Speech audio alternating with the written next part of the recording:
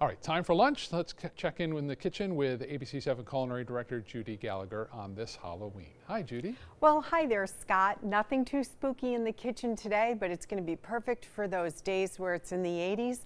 I'm going to make a really delicious salmon pasta dish. Now, the great thing about this is you can use a fresh salmon fillet, or you can use smoked salmon. This particular brand over at Whole Foods is local as far as it's a product of Miami, Florida. So I really love that. And they have, you can get one that's been braised in vodka and different. This is a lemon dill, so different opportunities. There's even one that's a Cajun style with their seasoning. So we're going to bring this together. We're going to use a little Parmesan cheese. The recipe calls for spinach or peas. Today I decided to use spinach, maybe a little asparagus, zest of lemon. We're just going to bring it all together. Little cream and ooh, that Parmesan cheese. It is going to be our big treat for adults for tonight. We'll be back in a few minutes to get cooking. Okay, Scott, so we're going to start with this beautiful fresh salmon fillet. Little olive oil. I like it to rest for about 5 or 10 minutes, so I already had some on there, just a little bit more.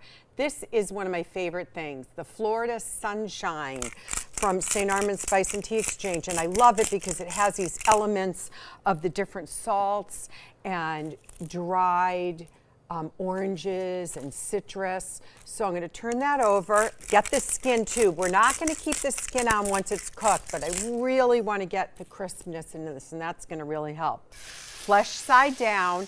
This size piece is probably going to take about 4 minutes per side. Now you could roast this in the oven and it might make you feel more comfortable if you just do that. Season it the same way, put it in the oven at 350 to 375, about 20 minutes. Don't go too high a heat. What happens if this pan were on high, you would get that white that you sometimes see. That means the heat is too high. So it's better to keep it at medium high. Even medium is going to be safer because here we don't have to have this big crust on the salmon. If we're going to use this smoked salmon in this particular recipe to feed about 4 to 5 people, 1 pack of smoked salmon may be short, so look how many ounces it is. This one's 4 ounces. I would say go 6 to 8 ounces. So we're going to let this sit, a little black pepper on it, and then I'm going to walk you through some of the ingredients that we're going to add. We're going to add some fresh sliced basil towards the end and dill. Now the recipe does call for chives. There were no chives at the store. That's why I switched out to dill. So you can do things like that. I don't like using dehydrated chives, however, so always make sure you have the fresh ones, but you can balance it off a little bit.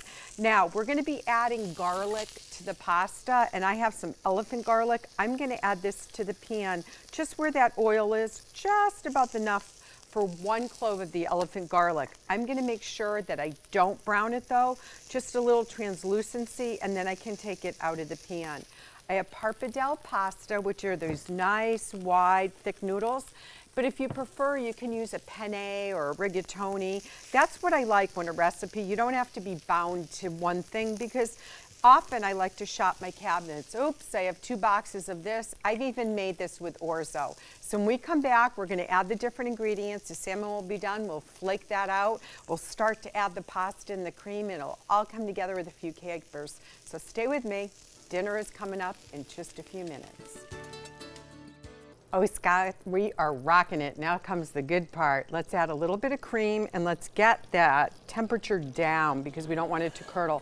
I added about 2 tablespoons of butter and we have that oil in there. So that is going to have that flavor of all that citrus and some sea salt. Now we're going to use some shredded or grated Parmesan, and use the higher quality. Don't use the kind in the can. There's such a difference. It's worth spending the extra money for a nice imported Parmesan. And we're not putting that much in, so it works out fine.